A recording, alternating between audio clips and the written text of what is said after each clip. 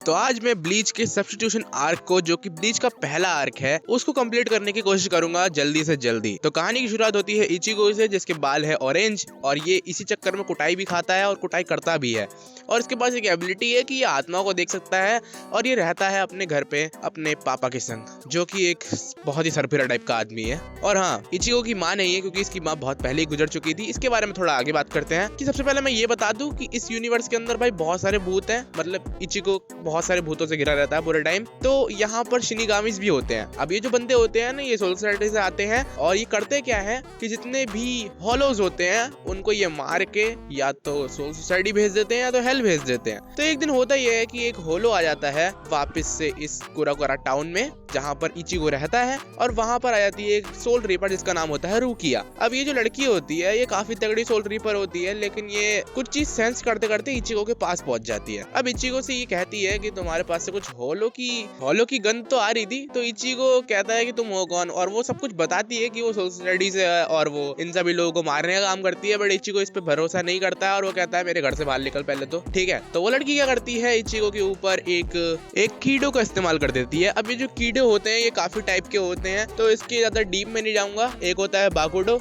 Use Ichigo के ऊपर करा गया था। तो ये जो बाकुडो होता है इससे कोई बंदा बंध जाता है, उसकी सोल बंध जाती है। और एक हार्डो भी होता है जिसको डिस्ट्रक्शन के लिए यूज करा जाता है। एक होता है काइडो जो कि हीलिंग के लिए यूज करा जाता है, मतलब ये पावर अप से और कुछ भी नहीं। तो जो इचिगो होता है वो एक कीड़ों से बंध जाता है, लेकिन वो जो हॉलो होता है वो वहां पर पहुंच जाता है और वो इचिगो की बहन को दाब लेता है। ठीक है, और वहां पर फिर पहुंचती है रुकिया, बट रुकिया उसे हरा नहीं पाती है और इचिगो अपना कीड़ों को तोड़ते हुए, जो कि बहुत ही ज्यादा इम्पॉसिबल है एक इंसान के लिए, बट इचिगो तोड़ देता है। और इचिगो का कुछ स्पिरिचुअल प्रेशर भी होता है जो कि बहुत तगड़ा चीज है। जो रुकिया होती है वो इचिगो की मदद करती है और अपनी जो तलवार होती है वो इचिगो के अंदर घुसते हुए इचिगो को बना देती है एक सोल रीपर। इचिगो एक शिनिगामी बन जाता है सब्स्टिट्यूट के रूप में और वो हरा देता है इस हॉलो को और अपनी बहन को बचा लेता है। लेकिन अब दिक्कत ये थी, अब ये जो इचिगो था ना, इसकी पावर कुछ ज्यादा ही बढ़िया थी। तो जितनी भी रुकिया की पावर थी वो सारी की सारी शिनिगामी पावर्स इचिगो के अंदर अट्रैक्ट होकर चली गई।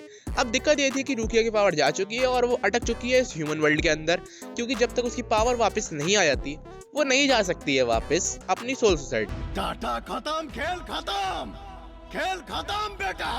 तो इचिगो क्या करता है कि वो उसके रूप में, मतलब एक सब्स्टिट्यूट शिनिगामी बन जाता है और वो सारे लोगों को मारना शुरू कर देता है जो हॉलोज होते हैं। मतलब कुल मिला के वो अपने शहर को बचाता है तब तक जब तक रुकिया की पावर नहीं आ जाती। इचिगो की एक दोस्त होती है ओराही में।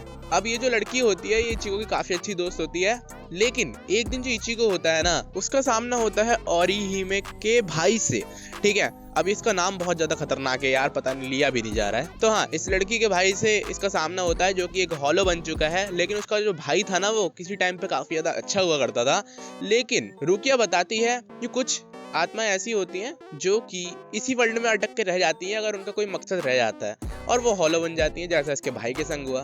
तो इसका जो भाई होता है वो पहले ये चाहता था कि उसकी बहन बची रहे, लेकिन उसके बाद वो अपनी बहन को ही परेशान करने लग गया, जिसकी वजह से इचिगो को इसको भी टपकाना पड़ा। लेकिन अब इचिगो को पता चल गया कि बहुत सारी ऐसी भी सोल होती हैं जो कि सोल सोसाइटी नहीं जाती हैं, कुछ हेल में भी लिपट जाती हैं। फिर जब कहानी में आगे बढ़ते हैं तो हम लोग एक साडो नाम के कैरेक्टर को देखते हैं जिसको हम चैड भी कहेंगे। अब ये जो चैड होता है इसको एक तोता मिलता है। अब ये जो तोता होता है इसको आम तोता मत समझना, क्योंकि ये भी एक हॉलो होता है। बट इसकी एक कहानी होती है कि इस तोते के अंदर जो हॉलो है ना, वो एक सीरियल किलर था किसी टाइम पे, और उसने एक बच्चे की माँ को मार दिया था जिसका नाम था यूइची। लेकिन जब वो यूइची को मारने आया तो यूइची ने उसे धक्का दे दिया और वो सीरियल किलर वहीं टपक गया। अब वो टपका तो उसका हॉलो बन गया। अब वो जो हॉलो बना ना, तो उसने वो जो यूइची था उसकी सोल को इस तोते के संग लिंक कर दिया। ठीक है, और उससे एक वादा करा कि जब तक मैं वापस नहीं आ जाता, मतलब 3 महीने मेरे से छुप के रह ले कैसे भी करके, मैं तेरी माँ को वापस ला दूंगा। तो ऐसा ही इस तोते के संग हुआ। तो जो इचिगो होता है उसको ये बात पता लग जाती है और वो इस हॉलो को भी लपेट देता है। और इसी के साथ साथ इचिगो ने अभी तक काफी हॉलो लपेट दिए हैं, तो थोड़ा बहुत इसे एक्सपीरियंस हो गया है कि तलवार कैसे चलाई जाती है। लेकिन अब दिक्कत ये आती है कि जो इचिगो है ना, ये जब सोल रीपर बनता है तो इसको अपनी आत्मा को बाहर निकालना पड़ता है, क्योंकि फिजिकल बॉडी जो ह्यूमन वर्ल्ड वादी है उसके संग सोल रीपर नहीं बना जा सकता है। लेकिन ये एक बहुत बड़ी दिक्कत है, क्योंकि इससे फिजिकल वर्ल्ड में कोई ना कोई दिक्कत हो सकती है। लेकिन रुकिया क्या करती है कि इचिगो को एक सोल कैंडी देती थी। तो रुकिया क्या करती है कि इचिगो को एक सोल कैंडी दे देती है जिसको गेकोन गान भी कहते हैं। अब ये एक सोल होती है जिसको यूजुअली लड़ने करने के लिए यूज करा जाता है हॉलोस से।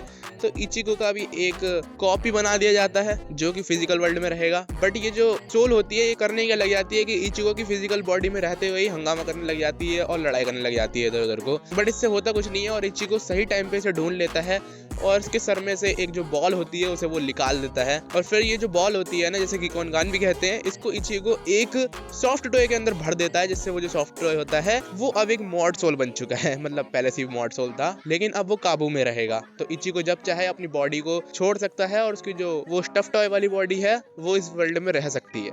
फिर समय बीतता है और वो दिन आ जाता है जब इचिगो की माँ की मौत हुई थी। तो ये एक डेथ एनिवर्सरी थी और इचिगो कहता है रुकिया से कि मैं कुछ टाइम के लिए इस काम को जरा रोक रहा हूँ क्योंकि आज मैं जाऊँगा अपनी मॉम की ग्रेव पे, क्योंकि आज एनिवर्सरी है, डेथ एनिवर्सरी। तो जैसे ही इचिगो वहाँ पर जाता है ये लोग सेंस करते हैं कि वहाँ पर एक हॉलो की स्पिरिचुअल प्रेशर आ रही है, ठीक है। तो ये उसको फॉलो करते हैं और वहाँ पर जाके ये लोग देखते हैं कि वो जो हॉलो होता है उसका नाम होता है ग्रैंड फिशर। अब ये वही हॉलो होता है जिसने इचिगो की मॉम को मारा था, जो मैंने तुम्हें स्टार्टिंग में बताया था। तो ऐसा हुआ था कि इचिगो जब छोटा था तो ये अपनी मॉम के संग घूमने गया था। अब घूमते घूमते इसको एक लड़की दिखी जो कि एक नाले के पास खड़ी थी और वो नाले का बहाव बहुत ज़्यादा तेज था। तो इचिगो बचाने के लिए उसको नीचे पहुंच गया, लेकिन उसे पता नहीं था कि ये एक जाल है। और जैसे ही इचिगो आगे बढ़ा उसकी मॉम उसको बचाने के लिए आगे बढ़ी, क्योंकि वहाँ पर असल में कोई लड़की थी ही नहीं, वो सिर्फ इचिगो को दिखाई दे रही थी जो इसकी एबिलिटी थी।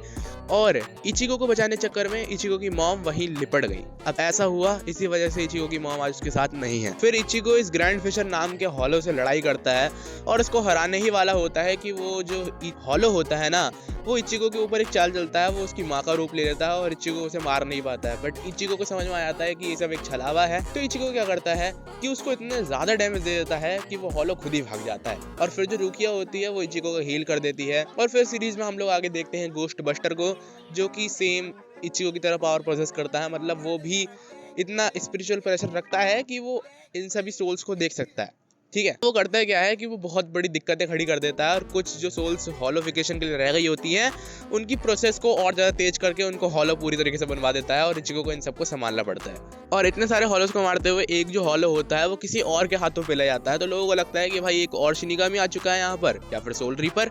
तो वहीं पर एंट्री होती है हमारे नए कैरेक्टर उरियो इशिडा की। अब ये जो बंदा है इसको हम लास्ट क्विंसी कहेंगे, क्योंकि ये क्विंसी का आखिरी बंदा बचा है। और इसका एक फादर भी है जो कि क्विंसी करता था, बट अब उसने छोड़ दिया, वो भी आगे पता करेंगे। तो अगर तुम लोग को आगे की स्टोरी जाननी है तो भाई चैनल को सब्सक्राइब कर लो, क्योंकि इसका पार्ट 2 भी आएगा, ठीक है। तो होता ये है कि जो उरियो इशिडा होता है ये इचिगो के संग एक बैटल लगा देता है। अब देखो, इससे पहले मैं थोड़ा बहुत बता दूं तो क्विंसी के बारे में हल्का सा जान ही लो, क्योंकि जो क्विंसी होती है ना वो एक टेक्निक होती है बिल्कुल इचिगो की टेक्निक्स की तरह। ये भी हॉलोस को ही मारते हैं, बट फर्क ये है कि जो इचिगो की पावर है उससे इचिगो ना किसी भी हॉलो को मार के सोल सोसाइटी भेज सकता है या फिर हेलो भेज सकता है। लेकिन ये जो क्विंसी होते हैं ये दोनों में से कोई काम नहीं करते हैं और ये दुनिया की बैलेंस को बिगाड़ते हैं।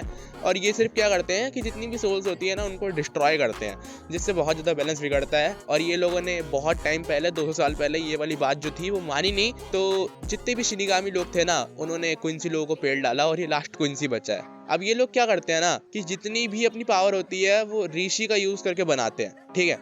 ऋषि जो होती है वो स्पिरिचुअल पावर होती है जो कि इन्वायरमेंट में होती है। अब ये इन्वायरमेंट की पावर लेके क्विंसी वाले अपने वेपन्स बनाते हैं और उसे यूज करते हैं, ठीक है। इतना काफी है क्विंसी वालों के लिए। इन दोनों का एक बैटल स्टार्ट होता है जिसके अंदर जो इशिडा होता है ना वो ओरियो बेट का यूज करके बहुत सारे हॉलोस को बुलाता है और कंपटीशन में ये होता है कि कौन कितने हॉलो मार दे। बट दिक्कत ये थी कि इतने सारे हॉलो आ जाते हैं कि इन लोगों की भी लड़ते लड़ते फट जाती है अच्छे से। फिर इन लोगों की जो मदद करते हैं वो होते हैं ओराहिमे और जेड। अब तुम लोग कहोगे ये लोग तो नॉर्मल इंसान है, ये लोग कैसे मदद कर पा रहे हैं? तो ऐसा है कि इन लोगों को भी अपनी पावर अवेक करने का मौका मिल चुका है। और ओराहिमे की जो पावर है ना वो इसके हेयर पिन से अवेकन होती है, क्योंकि इसको 6 फेरीज की पावर मिल चुकी है। और जो चैड है उसे ऑलमाइटी की पावर मान के चलो तो मिल गई है 1 हैंड वाली। अब ये जो पावर है ये काफी ज्यादा सही है और ये मिली कैसे है ये भी मैं आगे बताता हूँ। तो इतना सब कुछ होने के बाद वहां पर एक बंदा हमें और दिखाई देता है जिसका नाम होता है उराहारा। ये तो काफी पहले ही सीरीज में दिख चुका था, बट अब इसका मेन काम है।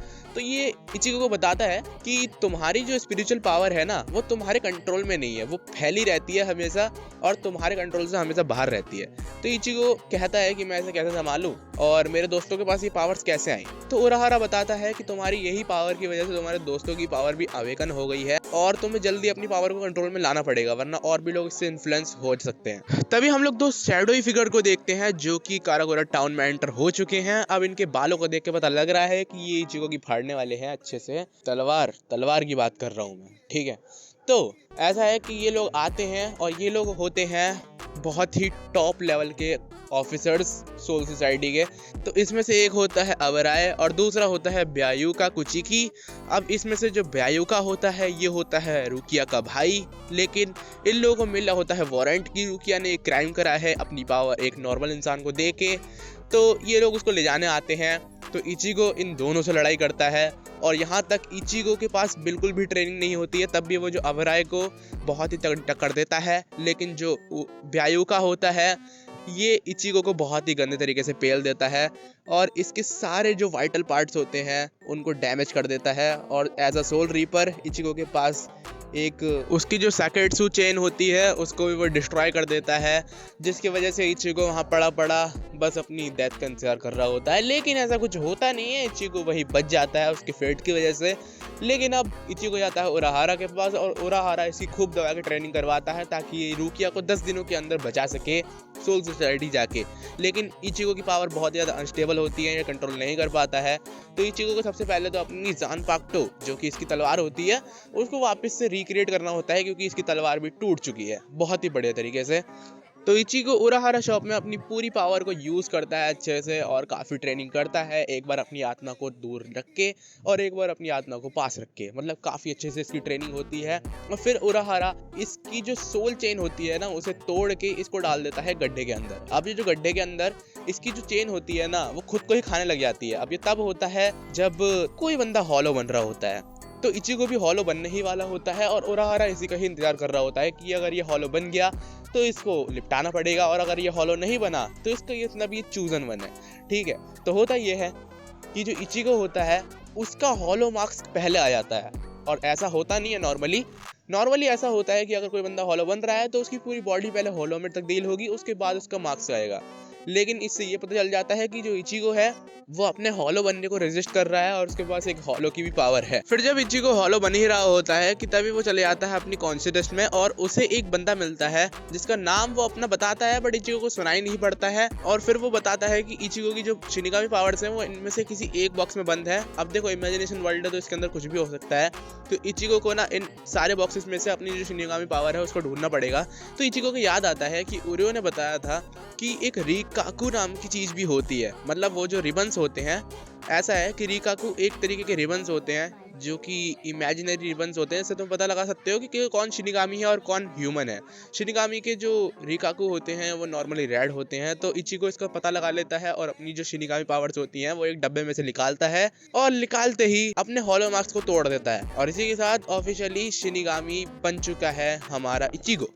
लेकिन अभी भी एक काम बाकी है कि इसकी जो जानपाक्तो है वो अभी तक पूरी तरीके से बनी नहीं है और वो टूटी पड़ी है। तो उराहारा उसकी जानपाक्तो को फिर से तोड़ देता है और इचिगो फिर से अपनी कॉन्शियसनेस में जाता है और वही बंदा इसको वापस से मिलता है जिसका नाम होता है ज़ानगेत्सु। लेकिन ये बंदा किसी और चीज से मैच कर रहा है और जिन लोगों ने पूरी तरीके से ब्लीच देख रखी है मुझे बताओ भाई इस बंदे का नाम क्या है, क्योंकि ये किसी और से भी मैच करता है जो कि विलन है, ठीक है।